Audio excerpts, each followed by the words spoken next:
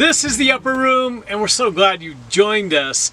You know, in 1986, a movie came out. It was directed by Rob Reiner, and something very interesting happened as they were filming this movie. It was set in a town, a small town in Oregon, and it was about these kids, these friends, and what they would experience together. You might recall that this movie was called Stand By Me, after a famous song, Stand By Me. And what you may not realize is that the title of the movie was not always Stand By Me. You see, the story came from a Stephen King novel called The Body. All right, so if you haven't seen the movie, it's really a pretty good movie. It's these kids who go looking for a kid. They don't know the kid. And they had been told that this kid had died outside their town a few miles, and they decided to sneak away from home for a couple days and see if they could find the body. I don't know about you, but that sounds pretty creepy. And so that was the story. Now, as they were filming, a couple of the stars of the movie, the late River Phoenix was one of the kids, and another star in that movie was the actor Kiefer Sutherland. And they were hanging out together, and I guess River Phoenix was starting to learn the guitar, and Kiefer Sutherland knew the guitar really well, and so he was playing a riff or a song, whatever. And River Phoenix said, "I love that rhythm, I love that song, I love that tune, what is it?" And he told him, he said, it's the song Stand By Me. As they were talking about this, and River Phoenix said, "I want to learn that." So he was in the process of teaching Phoenix that song when Rob Reiner went by him. And it was at that moment that Rob Reiner walked by them and heard him playing that song, and he said, "I love that song." And guess what? From that moment on, he decided to use that title for the movie instead of The Body. And the movie, again, is Stand By Me. Now, why is that significant? Because I think it's amazing how just by happenstance that some words are exchanged, and in a moment's time, an entire title of a movie, which became a pretty famous movie, was changed. Just because Rob Reiner happened to hear a song and said, "That's what we need." But I think it saved the movie. The movie's okay, but on the one hand, you had The Body, which is, again, pretty creepy, and I'm not sure I'd be attracted to a movie called The Body. And I especially would not be drawn to that movie knowing that they were looking for the lifeless body of another kid. But changed the title to Stand By Me. Now that had connotations of community, right? Of friendship, of buddies, and an experience that they would take with them their entire lives. Okay, I begin with that story, true story as far as I can tell, because that is exactly, I think, what's going to happen. Jesus uses a combination of words that I would have never thought of. I doubt if you would have either, but it sheds new light on something that's really important. And we pick it up in this series we're calling The Expression. Remember, Jesus is the exact representation of the Father.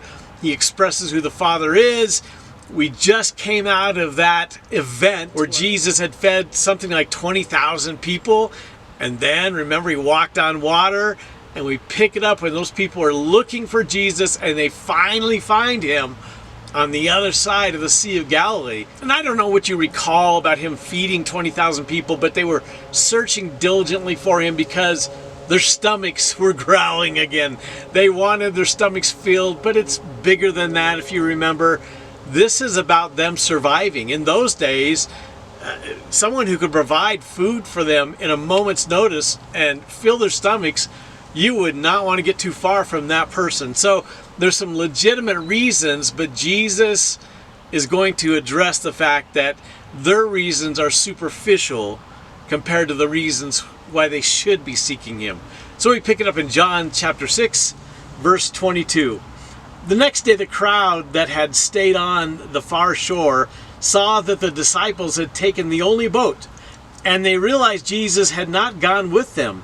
Several boats from Tiberias landed near the place where the Lord had blessed the bread, and the people had eaten.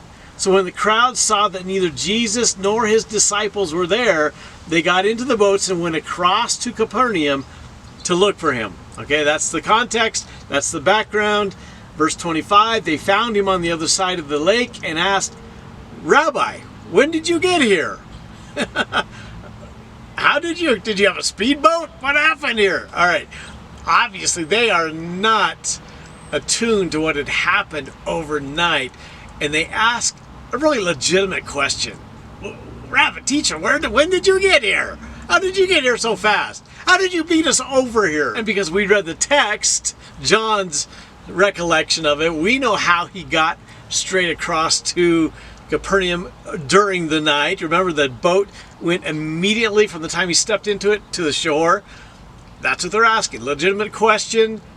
Is he going to answer that question? Well, it seems like that'd be the polite thing to do, wouldn't it? You know, if someone asks you a question, just answer it.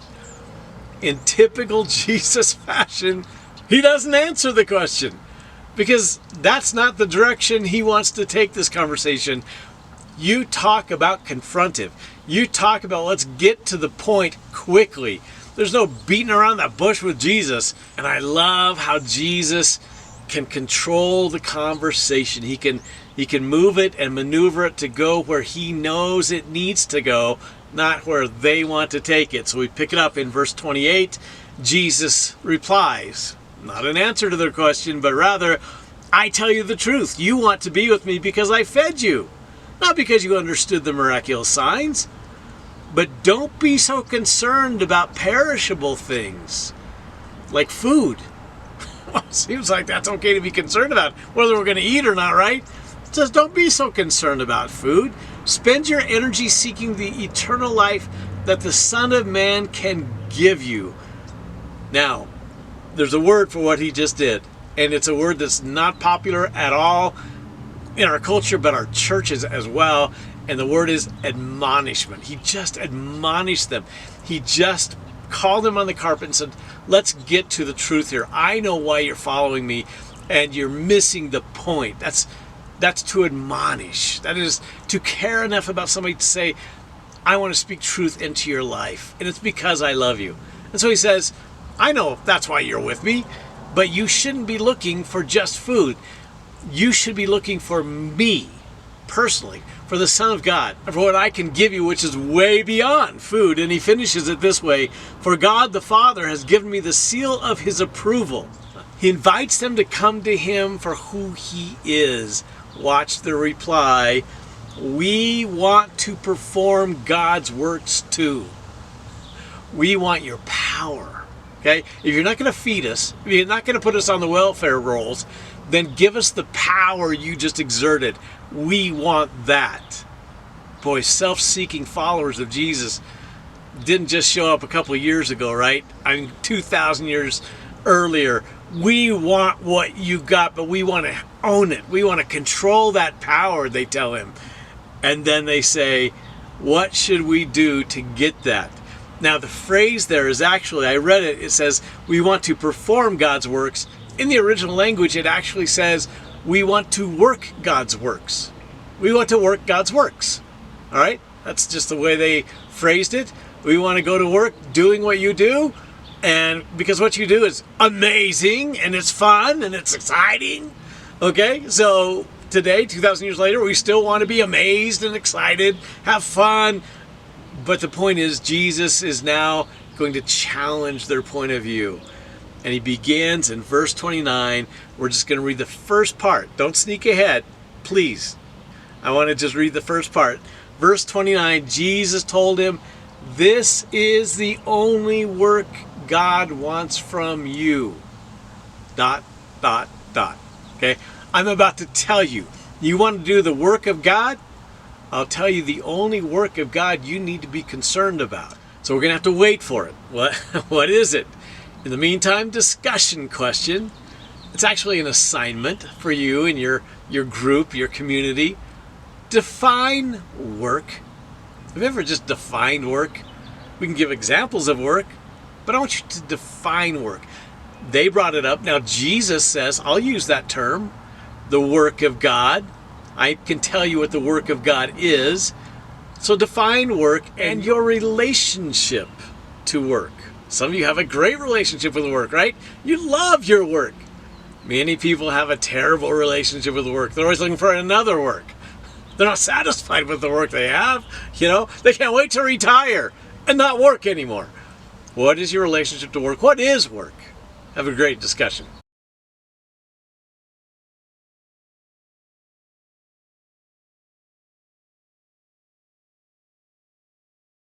Well, that brings us to our location. We're right downtown Montrose, which is usually a very difficult place to film. But it's not difficult today because what you see behind me is the equipment that is tearing up 5th Street. Now, 5th Street is a fairly major thoroughfare, not the most popular thoroughfares in Montrose, but they're tearing it up for several blocks. And so it provides the perfect background. We're going to talk about getting back to work. Obviously, they're not working right now, right? But they're working hard, and you can see the evidence that they're working hard behind me. Now, I don't know about the state that you live in, but Colorado is known for having 4 seasons. We have fall, which is beautiful. We have winter, which is doable, also very beautiful.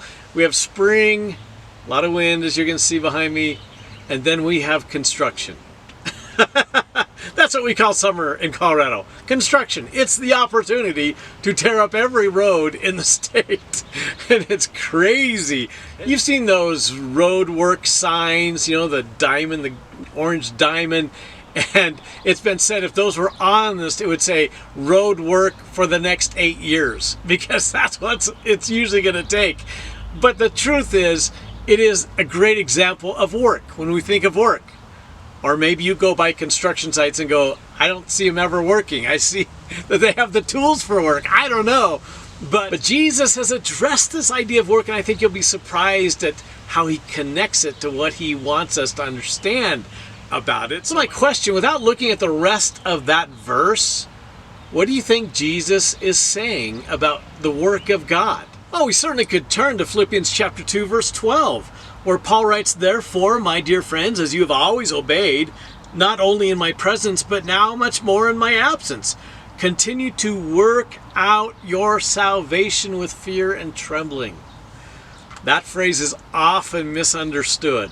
Work out your salvation. It's not work for your salvation, which is really what most people think we need to do, is earn our salvation. It also isn't saying that you need to prove you're saved by working really hard. And then at the end of that phrase, he added, in fear and trembling. What is that about?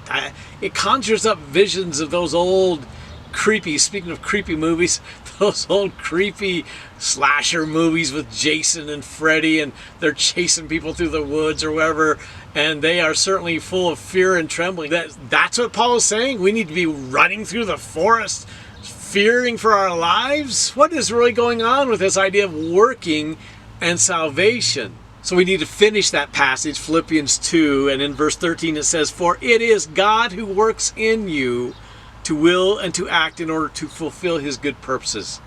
It is God who does the work, really, in and through us to accomplish what he wants accomplished. That's the work of salvation right there. But what was Jesus talking about? The truth is, we're most comfortable with working really hard, right? Some moms love to say, I work my fingers to the bone. There's a great story that was written years ago, one of my favorite stories, out of a Tacoma, Washington newspaper. And again, you may have heard this before, but it's really a great story. And I'll read the article to you. Tattoo, the Basset Hound, had no intention of going for an evening run, but he had no choice when his owner shut his leash in the car door as they left for a drive, with Tattoo still outside the car door. Motorcycle officer Terry Filbert was driving about 7:25 on Wednesday when he noticed a vehicle driving by that seemed to have something dragging from it. As Filbert passed the vehicle, he realized what it was that was dragging from the car. It was a Basset Hound on a leash, picking them up and putting them down as fast as he could. Filbert gave chase as the car turned eastbound on North 21st and finally stopped, but not before the poor dog reached the speed of 20 to 25 miles per hour and rolled several times. The car's occupants, a man and a woman, jumped out when Filbert told them they were dragging a dog. The couple became distressed and began calling out, "Tattoo! Tattoo!" Tattoo, 8 months old, appeared uninjured. Filbert suggested that they take him to an animal clinic to get checked out. No citation was issued. You can tell it's an old story because today you'd probably go to jail for such a thing. I love the phrase in there, picking them up and putting them down as fast as he could. That describes us, doesn't it? Most of the time, that's how we work. I work by working so fast and so hard that I am exhausted at the end of the day. And so when Jesus says the work God has for you, it could immediately imprint on our minds this idea of exhaustion and picking them up and putting them down as fast as we can. What is it we need to be doing now, Jesus? That is the question. So now we finish verse 29. The work God has for you, he says, is to believe in the one he has sent. We're back to that word once again. You think that I'm beating it to death? If anybody's beating it to death, it's Jesus. He uses it constantly. The word believe, pistuo. Believe is not a great word in the English language to really describe what he's talking about, is it? We've talked about this before, CRT. We've redefined CRT. Instead of, there's a God up there, I'm sure of it, The C stands for confidence in the word pistuo. The R stands for reliance, and the T stands for trust. Confidence, reliance, and trust. What is he saying? What is the work? Confidence, reliance, and trust in Jesus. That's our work. That's what we do for a living. It's not like hard work, is it? I mean, it's not like running after a car, is it? What is it? Well, for our purposes today, we're going to hone in on the confidence part of that, because I want to really nail this and make sure there's no doubt in your mind that the work God has for us has to do with placing all of our confidence in him. And I can see you shaking your heads going, "That's right, brother. Preach it, brother." But in reality, when we try to make this practical in our lives, we find out that confidence is not one of the words that comes to mind when we speak of our relationship with Jesus very often. At least I haven't heard that. When I ask somebody about their relationship with Jesus, I don't ever hear the word confident. I'm so confident in him. I trust him unequivocally. Usually it's, well, he loves me. I love him. And that's great. So what is he saying? I believe he's saying, according to my Father, your work, the work you need to do, is place your confidence in me. Now, how do we define confidence? I think you're going to find that it intertwines with the whole idea of reliance and trust. In fact, the dictionary says that confidence is the feeling or belief that one can rely on someone or something. Firm trust are the last two words of that definition. Firm trust. And so confidence is what we're going to talk about. What is your confidence level in Jesus? Because that's your work. That's the work you have to do. Your job, the thing you do to get paid, that's just to, have enough money to feed your family and, get around. But your job, your livelihood really is confidence in Jesus, according to Jesus. Now, confidence is a funny thing. I've talked in the past about the yips. Remember me talking about the yips? That's when a professional athlete, usually a baseball player, a basketball player, or a golfer, can't do the very basic things that they've done for years and years and years. All of a sudden, they lack confidence. They lose their confidence. So when they lose the confidence to do the very simple things they've been doing for years and years and years, they often go to a psychologist or a psychiatrist, a sports psychologist for sure. I need help with my confidence. I saw this line the other day from Craig Stadler. He's been on the PGA Tour for years. I'm sure he's on the Senior Tour now, or what they call the Champions Tour. But he said this when someone asked why he was using a different putter. He said, why am I using a new putter? Because the last one didn't float too well. In other words, if you're a golfer, you know what he's saying. I chucked it in the lake. That's what I did. It didn't float, so I had to get another one. This last week, the great world #1 golfer Scottie Scheffler. Not many people who follow the golf world didn't notice that he was arrested early in the morning of the third morning of the event, the PGA Championship, and it was an erroneous arrest, but he was arrested, put in handcuffs early in the morning, taken to jail. And he sat in jail for a while until he was sprung loose in time to get to his tee time. Well, one of the other major golfers on the circuit, a guy by the name of Max Homa, did not perform well enough that day to even beat Scottie Scheffler. And he put it this way: I lost to a guy who was literally in jail Friday morning. That's a tough look for me. What's he talking about? My confidence is not running very high at this point if I can't beat a guy who was in jail this morning. Confidence in the sports world, it is everything. But for some reason, in our spiritual lives, we don't talk much about confidence. And yet every time the word believe is used, we ought to hear confidence. Well, that's the sports world, but on a more serious level and deeper level, in life and in our faith in God, we often lose or lack confidence. A guy by the name of Dostoevsky put it this way: the death of a single infant calls into question the existence of God.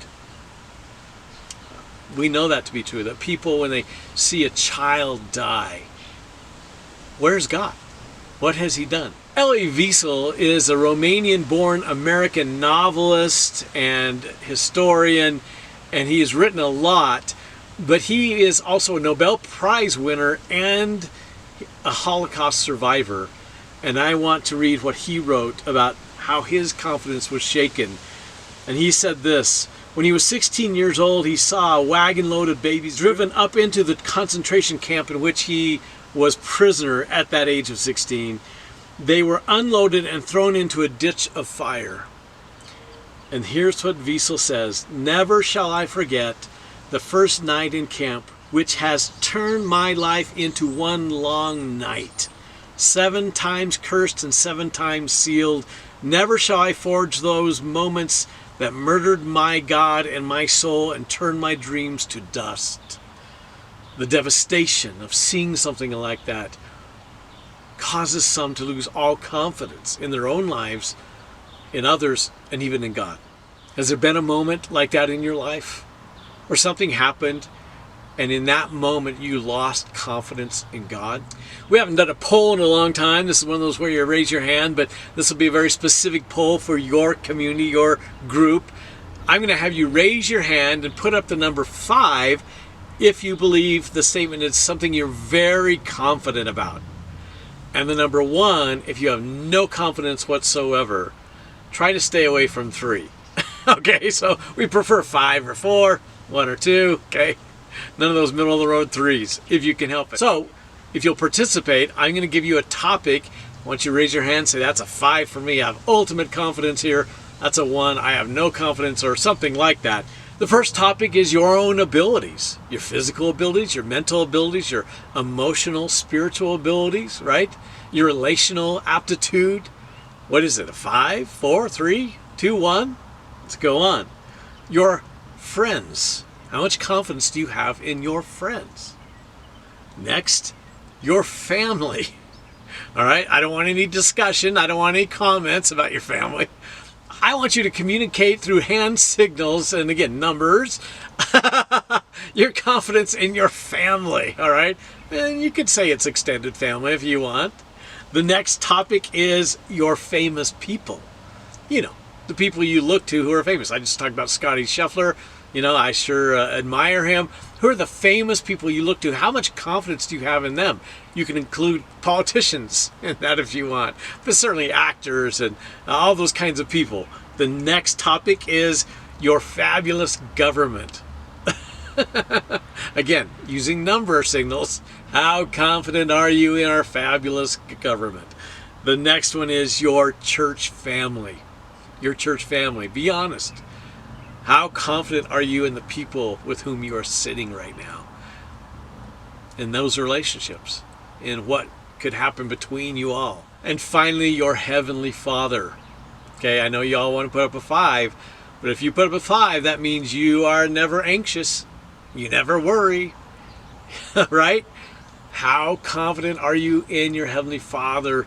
That's what Jesus is saying. Your work is to be all about becoming confident in me and thus my Father. Discussion question. I want you to go back to those last 3 topics: government, church family, and your Heavenly Father. And I want you to talk about your confidence or lack thereof in those 3 topics and why.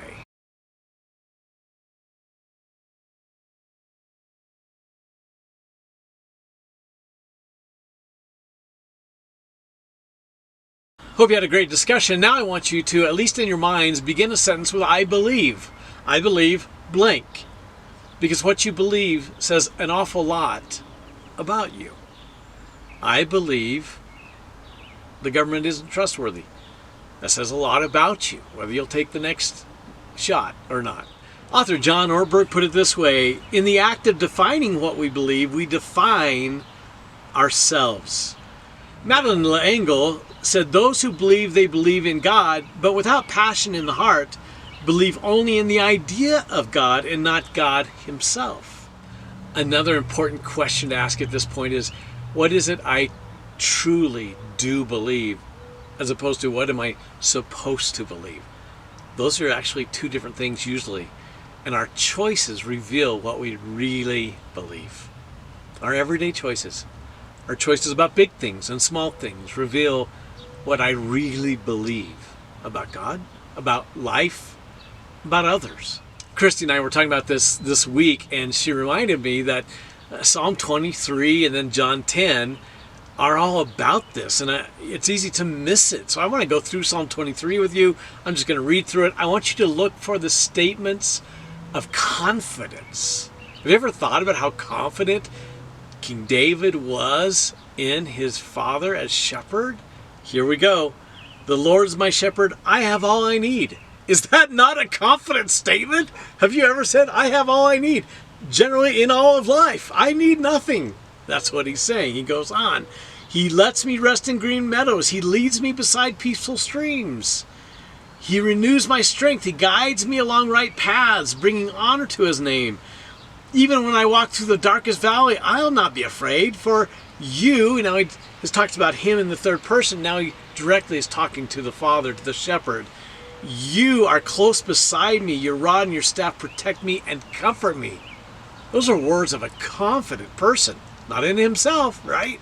Verse 5, you prepare a feast for me in the presence of my enemies. You honor me by anointing my head with oil. My cup overflows with blessings. Verse 6, surely your goodness and unfailing love will pursue me all the days of my life, and I will live in the house of the Lord forever. Hear the confidence he has in the shepherd? That's what Jesus is saying. Your work, if you're going to be good at your work, is that you will become a confident person in me. Now go to John chapter 10. This is where Jesus, that was King David. Jesus now describes the relationship between he and his sheep. He goes into great detail. Verse 1, this is lengthy, but it's worth it. I tell you the truth, anyone who sneaks over the wall of a sheepfold rather than going through the gate must surely be a thief and a robber. You can't have confidence in them, Jesus says. But the one who enters through the gate is the shepherd of the sheep. The gatekeeper opens the gate for him, and the sheep recognize his voice and come to him. He calls his own sheep by name and leads them out.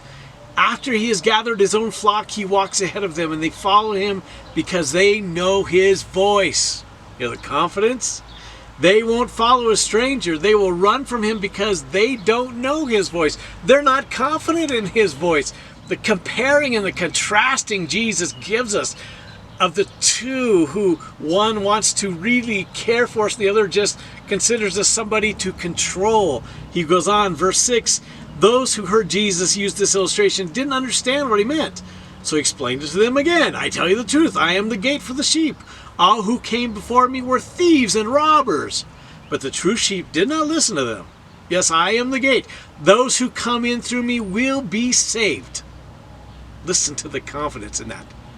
You come through me, you will be saved. They will come and go freely and will find good pastures. Verse 10, this famous verse, the thief's purpose is to steal, kill, and destroy. My purpose is to give them a rich and satisfying life. I am the good shepherd. The good shepherd sacrifices his life for the sheep. A hired hand will run away when he sees a wolf coming. He will abandon the sheep because they don't belong to him, and he isn't their shepherd. And so the wolf attacks them and scatters the flock. The hired hand runs away because he's working only for the money and he doesn't really care about the sheep. Why would you place any confidence in him? I am the good shepherd, he says again. I know my own sheep and they know me, just as my Father knows me and I know the Father. Wow. He's saying the relationship we can have with him is the same as what he has with his Father. So I sacrifice my life for the sheep. I have other sheep too. They're not of this sheepfold. I must bring them along also. They will listen to my voice, and there will be one flock with one shepherd. Do you hear the confidence in the relationship between the sheep and the shepherd? It's the same thing he's saying back in John 6. He is saying your job, your work, is to live in such a way that your confidence in me is unshakable. Your trust is unquestionable. So let me summarize what we just read. Ready? I'm going to flip through it quick. He protects us. And Christy and I have been talking a lot about that. Our third oldest son, Kellen, and his wife, Bex, just told us 2 weeks ago they're heading off to Israel. And we want to say, do you watch the news? There's a war going on. A lot of people hate Israel. Do you watch the news? Well, they feel called to go. And not just to sightsee, they're going to do very little sightseeing. They're going to serve the people, the Jewish people. And here they are in their mid to early 20s, having more confidence in the shepherd than we do. Because we say, why now? They seem to have unshakable confidence. Could something happen to them? Of course. But does he protect them? Well, we just read says he does protect them. He is their shepherd, and they believe that. He protects us, he provides for us, he guides us, he renews our strength, he calls us, he leads us, he comforts us, he lets us rest, he honors us, he knows us, he saves us, he sacrifices for us, and he includes us in his one flock. Okay. Why do you not have confidence in him? Is the question. I want to begin to wrap this up with 3 questions. The first question is this: why is it considered work? Jesus called it work. It is work to place your confidence in me. So why is it work? Because God can't be trusted? Well, we've already shown that he can be trusted, and the entire Bible is about how he can be trusted. Well, maybe it's work not because he can't be trusted, but because it is our nature. It is the propensity of our flesh to do all we can do to control life. When Christy and I talked about Bex and Kellen going off to Israel, we want to take control of that and say, no. There'll be a better time, It's our nature to want to control life. So if I'm going to control life, I don't need to place any confidence in Jesus. And so that's work to overcome our nature. Number 2 question: what does confidence look like in the practical sense? Let me give you some ideas. If you're going, okay, so I want to place my confidence in him, what might that actually look like? Well, you come to believe with all your heart and live as though his word is true. Hebrews 4:12, 2 Timothy 3:16. His spirit is real. John 14-16, Romans 8, many other places. His spirit is real. We are sure and accept his covenant. Jeremiah 31:31-34. R.C. Sproul put it this way: we can be a part of the family of God only because our God makes and keeps covenants. How confident are you in the covenant? Because we learn from our experiences. That's what we see with the disciples, right? They changed. Their experiences taught them what it's like to follow Jesus. The change in their life was beyond comparison to anything anybody had ever seen. Our experiences are something we can gain confidence from. How about what James 3:17 says, that we can have confidence in wisdom from above?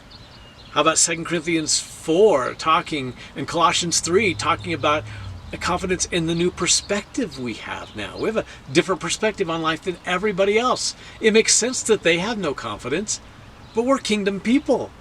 We ought to have all the confidence in the world because of our perspective on life based on who we know. Maybe you engage with people who influence you because they have and live with such confidence in Jesus. And maybe you engage with people that irritate you so much, you think, I need to have some confidence in somebody, and you turn to Jesus. I don't know. There's all kinds of ways you can see my confidence is growing. You know, His Word, His Spirit, His covenant, relationships, experiences, all those things, perspective, they all are a part of seeing how our confidence in Him is growing and changing all the time. How about your confidence in eternal life? 1 John 5:13, I've written these things, John says, that you may know that you have eternal life. Not hope, not pray for. How about your confidence in God to finish what He has started in you? That's what Philippians 1:6 says. Paul says, I am confident that God will finish the work He began in you. I'm confident, he says.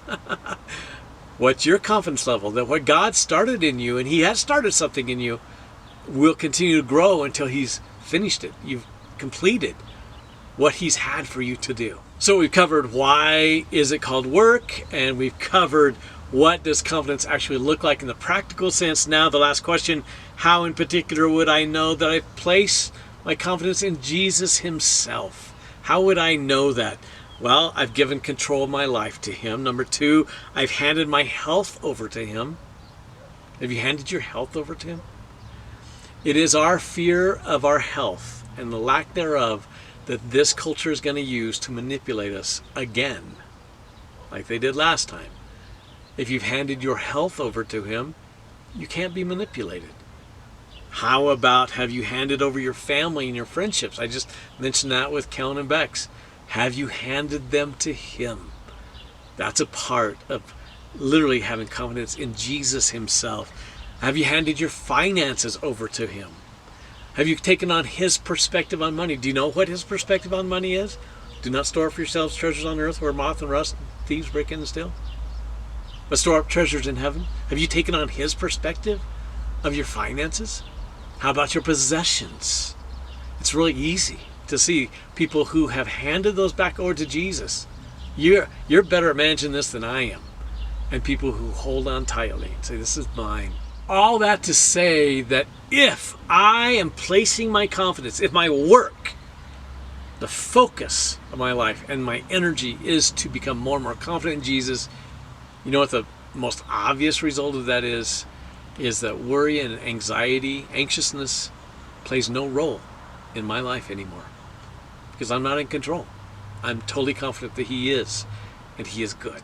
Several years ago, a Dutch Catholic priest who had taught at Notre Dame and Harvard and Yale and had written many books decided to go on a sabbatical from his writing and teaching, and it happened to be, unbeknownst to him when he did this, the last year of his life. And on that sabbatical, on that kind of time away, he was captured by the idea of the circus. And so he went to a big circus and he connected with the Flying Rodleys. I probably have mentioned this to you before. It's such a great story. He connects with the Flying Rodleys. What are they? They are a team of 5 people who do trapeze tricks in the air at the circus. And so he just connected with them and just watched them practice and interviewed them and talked to them. The 5-member team consists of 3 flyers and 2 catchers. All right. So 3 of the people fly through the air and 2 of them are the ones who catch them. And as he described it, the flyers tend to be people who are under 150 pounds. You don't want a flyer who has a sweet tooth. I wouldn't make a good flyer. And then the catchers, you don't want catchers to have sweaty palms, right? Because they may not catch you.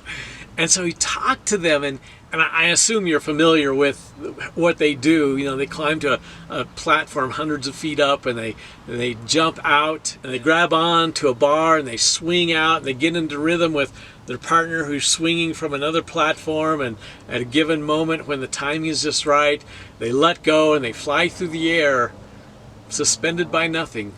And then they reach up, and the other one coming towards them on the swing on their knees grabs them. Okay, Rod Lee himself, the leader of this team of 5, said letting go is always an act of trust. As a flyer, I must have complete trust in my catcher. The public might think I'm the star of the trapeze, but the real star is Joe, my catcher. He has to be there for me with split-second precision and grab me out of the air as I come to him in the long jump. Nouwen, this Catholic priest, his name is Henry Nouwen, said, "How does this work?" He answered, "The secret is that the flyer does nothing." The flyer does nothing. The catcher does everything. Remember, he said Joe is really the star of the show because he's my catcher? The catcher does everything. When I fly to Joe, I have simply to stretch out my arms and hands and wait. Nouwen says, "You do nothing? A flyer must fly and a catcher must catch. The flyer must trust with outstretched arms that his catcher will be there waiting for him. A flyer must fly and a catcher must catch." In your relationship with Jesus, you know who he is, right? He's the one. He's the hero. He's the star of the show. He's the one that catches. We do nothing other than just fly and reach out our hands. Isn't that a great picture? Boy, is that work, right? And that's what Jesus says. Your work is to trust me. Your work is to be confident that I will be there when you need me. I will catch you. That's what I do. It's who I am. In the movie Sound of Music, Julie Andrews sings at some point, I don't remember what song it was, "I have confidence in confidence alone." I always thought that's a stupid line. You can't have confidence in confidence alone. You have to have confidence in somebody, the catcher. So your work, my work, according to Jesus, is simply placing all our confidence in him for everything in life. Every relationship, your own health, finances, future, everything. George Carlin, the comedian, and I'm not necessarily recommending him, but he's been around a long time, used to do this bit on the difference between baseball and football. I can't mimic George Carlin, but let me at least do my best to help you understand what he's saying, and here's how he puts it. Football is played on a gridiron. Baseball is played in a park. Football players wear helmets. Baseball players wear caps. In football, the specialist comes in and kicks something. In baseball, the specialist comes in to relieve somebody. Baseball has the 7th inning stretch. Football has the 2-minute warning. Baseball gets extra innings. Football has sudden death. In football, the runner gives you the stiff arm. In baseball, the runner gets to slide. Whee! But the biggest difference, he says, is that in football, the main object is military. The battle is fought in the trenches. The field general, the quarterback, seeks to evade the blitz and soften up the enemy with a pounding ground attack and aerial bombardment. Sometimes he uses bullet passes. When he thinks it will work, he goes for a bomb to the middle of the enemy defenses and penetrates the end zone. In baseball, the object is to go home. That one spot on the baseball field is different from all the other places. It's the place where you start the game. You can't stay there. You have to leave to try to go to first base, then second base, then third base. You'd think the next base would be called fourth base, but it's not. It's called home. When you leave it, you're vulnerable. But if you make it back, no one can get you out.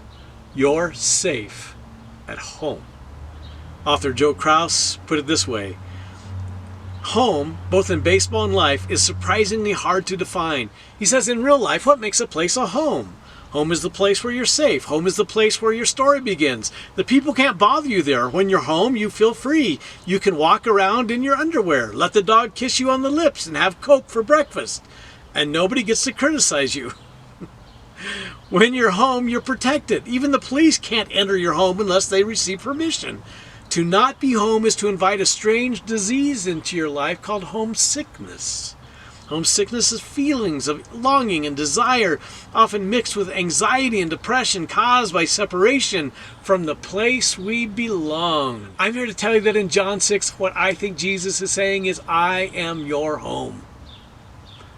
I'm not talking about someday, somewhere, up there. Now, here, I am your safe place. I'm the one that will catch you. I'm your home. Make me your home. Come home to me. In every moment of your life, in every situation, in all relationships, come home to me. That's your job. That's your work. We can see behind us that they're not working right now. They will probably tomorrow. And they do amazing things in those great machines behind me. But our job, I mean, you can make some money doing this, but our job, our work, is to be home with Jesus. Elton Trueblood said, the deepest conviction of the Christian is that Christ was not wrong. And so, our work is to have complete confidence in Jesus, which changes everything about our lives. Isn't that great news? Did you know what the work was that God had for you? A lot of us think we got to go to Israel or someplace else to do it. We can do that, but whether we're in Israel or Africa or here in Montrose, Colorado, our work is to be at home with Jesus, have absolute full confidence that He is able to do all and that He catches us. He does it all. We fly, we stretch, we get caught in His love. Thanks for joining us. We love doing this journey with you. Most of all, we love doing the journey at home with Jesus.